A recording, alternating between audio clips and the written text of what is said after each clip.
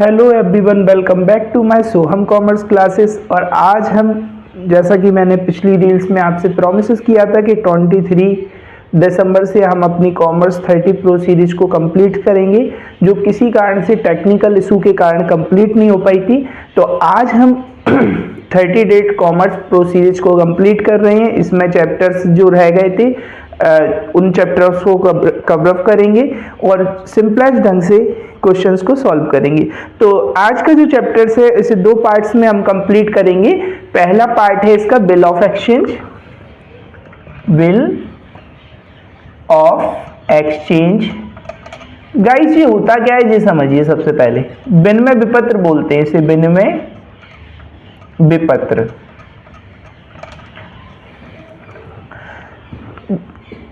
आज के व्यापारिक युग में हम यदि देखें तो विनिमय विपत्र की आवश्यकता अब दिनों दिन बढ़ती जा रही है। जैसा कि आपने देखा कि सबसे पहले जब व्यापार किए जाते थे तो उन्हें कैश ट्रांजैक्शंस के आधार पर किया जाता था, लेकिन आज जैसे जैसे हम डेवलप हुए, भारत डिजिटल हुआ, तो धीरे धीरे कैश ट्रांजैक्शंस के आधार पर आज डिजिटल पेमेंट्स अलाउ कर दिए गए। लेकिन कुछ जगह ऐसी होती हैं जिसमें हमें अपने माल को क्रेडिट सेल्स करना पड़ता है। सपोज दैट देखिए, जैसे कि 2 मेंबर्स हैं, ये सेकंड मेंबर है और फर्स्ट मेंबर सेकंड मेंबर को क्रेडिट सेल्स करता है। माल बेच दिया, एक पर्सन कहता है मैं जी इसका पेमेंट 2 मंथ बाद दूंगा। 2 मंथ बाद वह इसका पेमेंट देता है, और जब 2 मंथ बाद इसका पेमेंट देता है तो सामने वाला पर्सन कहता है कि भाई मुझसे एक बिल लो।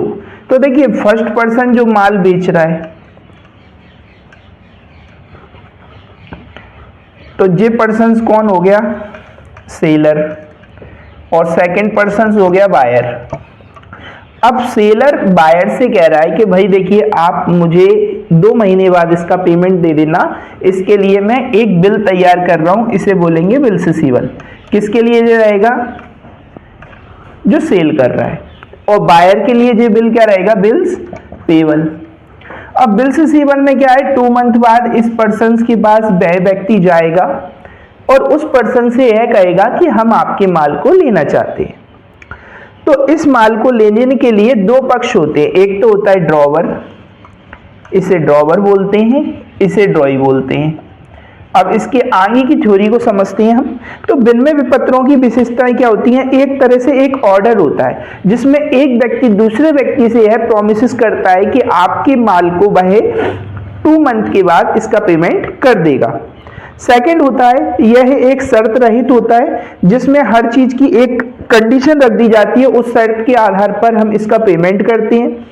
नंबर 3 आता है, इसमें एक स्टाम्प भी लगा रहता है। आपने नोटरी देखा होगा, नोटरी 20 रुपए का भी होता है, 30 रुपए का भी होता है, 50 रुपए का भी होता है। यह मान्यता प्राप्त होता है, अपने आप में ही एक सर्टिफाइड पत्र होता है। यह एक नॉर्मल बिल नहीं होता, यह एक ऐसा बिल होता है जिसके आधार पर हम हर चीजों का भुगतान आसानी से कर सकते हैं। इसके बाद देखिए, इसमें लेखक के हस्ताक्षर होते हैं जो इस बिल को लिखता है, जैसे कि ड्रॉवर।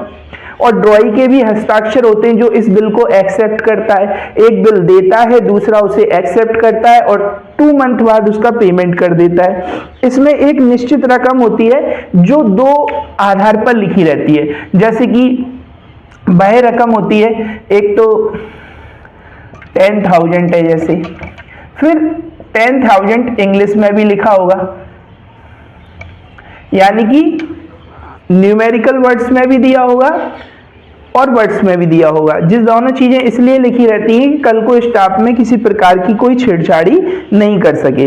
इसके बाद भुगतान का एक मैच्योरिटी पीरियड दिया रहता है कि 2 मंथ बाद इसका पेमेंट करना है, 3 मंथ बाद इसका पेमेंट करना है। यह निश्चित रकम होती है और एक व्यक्ति विशेष ही इसका भुगतान करता है जिसके नाम पे यह बिल दिया जाता है। अब बात आती है गाइस आगे की बात की समझने की।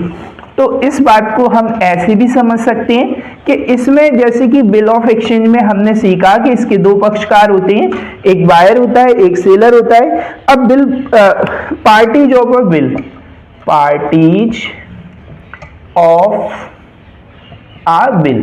तो पार्टी ऑफ अ बिल में सबसे पहले देखिए, एक तो हो गया ड्रॉवर, इसे बोलते हैं लेखक। सेकंड आता है अपना ड्रॉई, सेकंड आता है ड्रॉई, इसे अपन स्वीकारकर्ता बोलते हैं, स्वीकारकर्ता। और थर्ड आता है अपना पेई, जिसे बोलते हैं पेई, इसे बोलते हैं प्राप्तकर्ता। तो इसमें सबसे पहले देखिए लेखक का क्या काम होता है। लेखक वह व्यक्ति होता है जो बिल को लिखता है। सेकंड आता है ड्रॉई, उस बिल को स्वीकार करता है, वह इस चीज को एक्सेप्ट करता है कि 2 मंथ बाद में इस पार्टी का पेमेंट कर दूंगा। और थर्ड आता है पेई, यह वह व्यक्ति होता है जो बिल की रकम प्राप्त करने का अधिकार होता है, इसे बिल की रकम प्राप्त करने का अधिकार रखता है। बिलों के लेखक रुपया पाने वाला व्यक्ति भी हो सकता है। अब बात आती है इसके आगे की, तो आगे की बात को हम समझते हैं। इसमें इसका प्रारूप यदि देखें तो विनिमय विपत्र का महत्व क्या होता है। ऋण का लिखित प्रमाण होता है। सबसे पहले विनिमय विपत्र की इंपोर्टेंस की बात की जाए तो अपन आगे देखेंगे इसमें। तो इसमें सबसे पहली चीज आती है विनिमय विपत्र का महत्व। विनिमय विपत्र का महत्व, तो देखिए विनिमय विपत्र के महत्व में सबसे पहला पॉइंट ऑफ व्यू आता है ऋण का लिखित भुगतान होता है। ऋण का लिखित भुगतान। नंबर 2, बेचान में सुविधा रहती है। इंडोर्स कर सकते हैं, बेचान में भी सुविधा रहती है। कैसे गाइस, जैसे कि मान के चलिए कि अपन ने किसी पार्टी से कहा 2 मंथ बाद इसका पेमेंट करेंगे, तो वह व्यक्ति इस बिल को बैंक से भी डिस्काउंटेड करा सकता है। बैंक में ले जाके इस बिल को जमा कर देगा और बैंक जितना भी उस पर डिस्काउंट काट के वह आपको पेमेंट दे देगा और उस पर्सन से उस दिन जाके 2 मंथ बाद जाके इसका भुगतान ले लेगा। अब आती है बात मैच्योरिटी पीरियड की। तो मैच्योरिटी अपन कैसे देखेंगे, देखिए क्या होता है कि मान के चलिए आपका जो बिल है वो 1 जनवरी को आपने माल 2 मंथ के लिए भेजा। 1 जनवरी के लिए आपने माल 2 मंथ के लिए किसी पर्सन को भेजा। अब 2 मंथ के बाद जनवरी हो गया, पूरा फरवरी हो गया। अब देखिए 31 डेज होते हैं जनवरी में, फरवरी में 28 डेज होते हैं, कभी कभी 29 भी हो जाती, लेकिन वो 2 या 4 साल में एक बार होता है, तो इसलिए अपन एक ही बार इसको मानते हैं कि 28 डेज होते हैं। अब 31 और 28 डेज को यदि अपन जोड़ते हैं तो टोटल अपने 9 और जो 59 डेज हो गए। और अपन ने 2 मंथ के लिए बिल दिया है जो 60 मंथ की डेज होती है मैच्योरिटी। इसमें 3 डेज जो होते हैं वो ग्रेस ऑफ डेज कहलाते हैं। कौन से डेज कहलाते हैं? Grace of days. इसमें यदि कोई पर्सन ऐसा है जो किसी कारण से हॉलीडे रखता है, हॉलीडे के भी कुछ रहते हैं उसमें सिस्टम, जैसे कि मान के चलिए आप नेशनल हॉलीडे से जुड़े हुए हैं पर्सन्स, नेशनल हॉलीडे। अब नेशनल हॉलीडे में अपने आप के क्या आता है, जैसे कि 2 अक्टूबर हो गया, 15 अगस्त हो गया, 26 जनवरी हो गया, तो जो नेशनल हॉलीडे में आती है। तो आपको 3 ऑफ ग्रेस डे एक्स्ट्रा मिलते हैं। तो आपके बिल की अवधि जैसे कि 1 जनवरी को अपन बेचते हैं तो आपको 4 मार्च को सेकंड बिल का भुगतान करना पड़ेगा।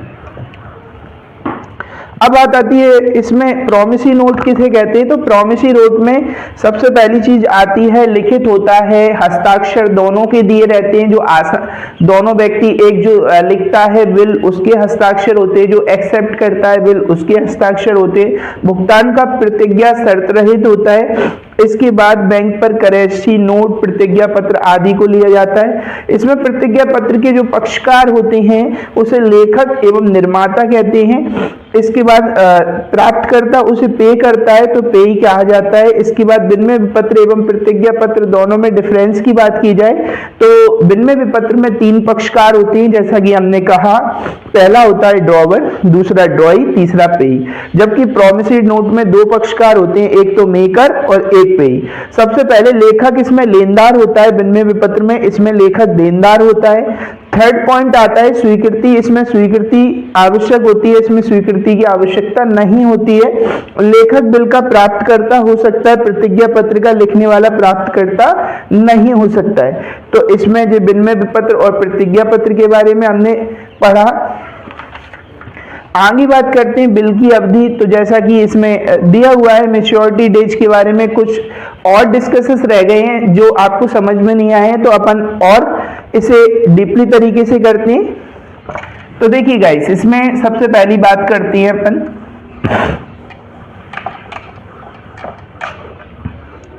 जैसे कि एक बिल है 1 जनवरी 2016 को लिखा जाता है, वो इसकी मैच्योरिटी है 3 मंथ की। 3 मंथ के लिए जो बिल लिखा गया है, अब 3 मंथ का जो बिल है वो आपको कब पे करना पड़ेगा।